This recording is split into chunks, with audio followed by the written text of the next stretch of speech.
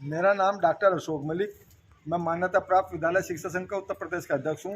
आज उत्तर प्रदेश के जनपद सहारनपुर के गंगोर रोड पर गांव रोपड़ी गुज्जर में हमारे स्टार पब्लिक स्कूल में बैठक चल रही है और बैठक में निर्णय लिया गया है कि 28 तारीख को जिला बेसिक शिक्षा अधिकारी कार्यालय पर हम प्रदर्शन करेंगे, धरना दिया जाएगा, उनका घेराव किया जाएगा। हमारे निजी स्कूलों की समस्याओं के संबंध में कोई सुनने वाला है नहीं है। हमारा कहना यह है कि सरकार की जांचों के नाम पर हमारे स्कूलों का जो शोषण किया जा रहा है वो हम बर्दाश्त नहीं करेंगे। शोषण का यह है कि गांव देहात की जो बेटियां हैं वो गांव से शिक्षा से वंचित रह जाएगी। वो शिक्षा के क्षेत्र में सरकार के ढिंढोरा पीट रही है कि सभी को शिक्षा अनिवार्य है और सभी को बोले कहने का शिक्षा का मैं आपका जो बेटियां हैं कि बेटी बचाओ बेटी पढ़ाओ का अभियान है, लेकिन सरकार का ये अभियान बेटी बचाओ बेटी पढ़ाओ नहीं, बेटी को शिक्षा से हटाओ का नारा सरकार लगा रही। जांचों के नाम पर सरकार अपने स्कूलों का सुधार कर ले। हमारे स्कूलों पर क्यों नज़र रख रहे हैं? आप अपने स्कूलों में सुधार करेंगे तो ये होगा। हमारे स्कूलों में बल्कि मैं कह रहा हूँ अपनी प्रलोभन योजनाएं बंद करके सरकार को चाहिए कि शिक्षा के क्षेत्र में आपका व्यवस्था करे, शिक्षा की व्यवस्था करने का काम सरकार करे। ये हमारा सरकार से अनुरोध है। सरकार हमारे स्कूलों पर नहीं बल्कि वो हम लोगों को प्रलोभन योजनाएं बंद करके ये हमारे स्कूलों को यदि प्रोत्साहित किया जाए और आपका वेतन दिया जाए, मानदेय दिया जाए, तो मैं चाहता हूँ हम आमूलचूल परिवर्तन कर देंगे।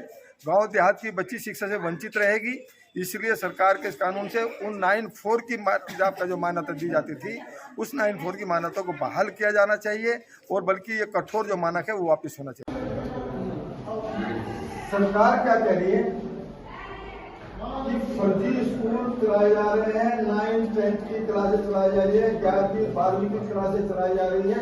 सरकार ये कहती है कि ये सरकार आपका जो है इन पर जांचें करने के लिए फरमा करेगी और अधिकारी को बोल रहा है 1 महीने में 20 स्कूलों की जांचें करें और मेरे हिसाब से 15-20 स्कूल खुलता होगा, 15 या 20 दिन स्कूल खुलता होगा। हर एक दिन एक स्कूल खुलता है, एक स्कूल के 4-5 स्कूल अधिकारी कर रहे हैं। उसको क्या उसका आपके स्कूल की मान्यता नहीं है, आपको यह आप फर्जी स्कूल। मेरा सवाल बड़ा है सरकार से कि आप बेटी बचाओ बेटी पढ़ाओ का नारा लगा रहे हैं, अब क्या कर रहे हैं?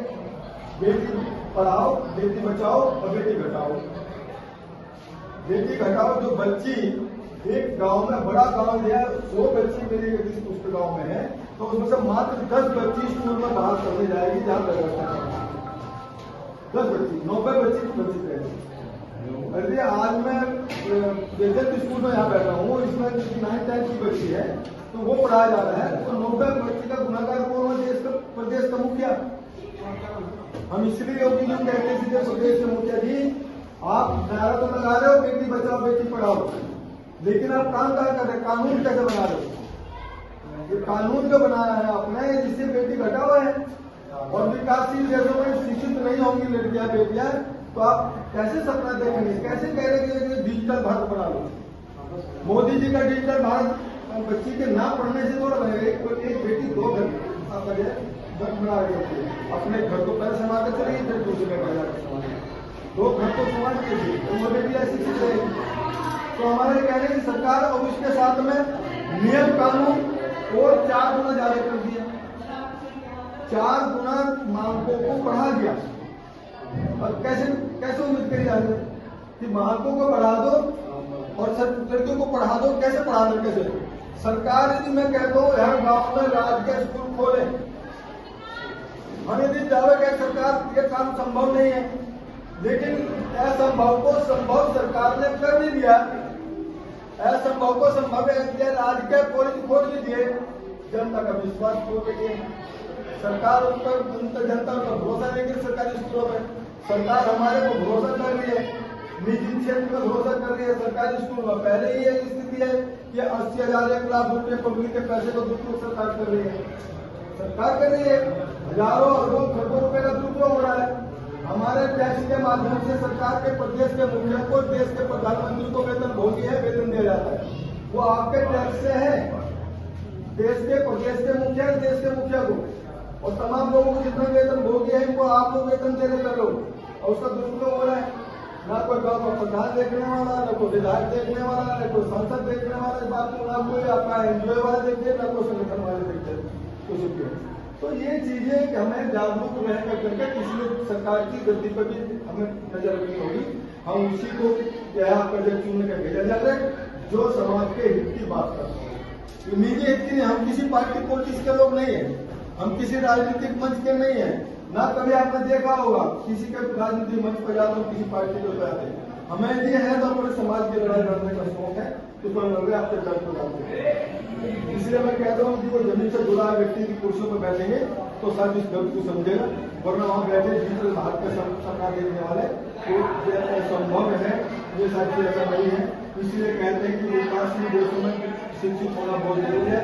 शिक्षा के क्षेत्र में निजी क्षेत्र काम कर रहे हैं स्कूल है, उनके पास संख्या नहीं है। मैं मानता हूँ, मैं बिल्कुल दावा करके कहता हूँ वो यही तो कानून में क्या है कि निजी स्कूलों में प्रशिक्षित टीचर होना चाहिए, निजी स्कूल में प्रशिक्षित हो। मैं कहता हूँ मेरा अप्रशिक्षित है, लेकिन आपके सरकार के प्रशिक्षित टीचरों से बेहतर पढ़ा रहा है, और जब मुझे कहने की आवश्यकता नहीं है, प्रमाण मेरे आपके सामने है। वहां संख्या नगण्य है, संख्या नहीं है, मेरे पास संख्या है। तो जनता का विश्वास जीता है, इसलिए सरकार राज्य के स्कूलों में भी स्कूल खोलकर बैठे तो तब भी संभव नहीं है कि आपका एजुकेशन है, क्योंकि जनता का विश्वास है। इसलिए सरकार को हम ही लोगों को प्रोत्साहित करना चाहिए। हम मांगते निजी स्कूलों को प्रोत्साहित करें, हम लोगों को दे मांग दे जाए, आर्थिक लाभ का मांग अगर हो दे जाए, ऐसे हमारी मांग रहेगा सरकार। इसलिए मैं तमाम लोगों से कहता हूँ कि संगठन होने के लिए ताकत को बनाइए, संघर्ष बराबर करते हैं। हम लोग, मैं कहता हूँ यहाँ और भी को संगठन की बात करते हैं, लेकिन कभी आज तक यदि दिखाकर ताकत नहीं दिखाते, ताकत अशोक में को दिखाते हैं।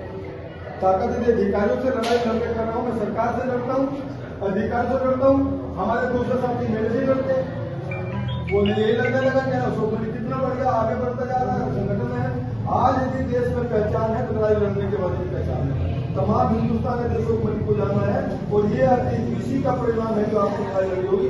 तो टॉप 10 में नेशनल अवार्ड यदि मुंबई में महाराष्ट्र में मिल रहा होगा तो वो छोटी बड़ी बात नहीं थी, छोटी बात नहीं, ये उसका परिणाम है। लेकिन वो हमें घटाते गए, हम उनको सपोर्ट करते चले गए, हम उनको बराबर सपोर्ट करते गए। जैसा कि आप लोग नजर देते हैं, या तुम मुझे बुलाओ मैं आऊँ, हम तुम्हें बुलाते सुहाते नहीं हो, तो सम्मेलन करना है, लड़ाई लड़ो तो दरिया बिछाकर ऑफिस में बैठो, अब जैसे अशोक मणि तक आपकी पहचान बन जाएगी। ये संभव नहीं है कि लड़ाई अशोक मणि लड़ेगा और आपका केपीसी का नाम हो जाती है, तो इनको लड़ाई लड़नी पड़ेगी, नाम होगा, गुप्ता जी का नाम होगा, तमाम लोग कोई भी काम करते थे। तो ये हमारा था, हमने रखा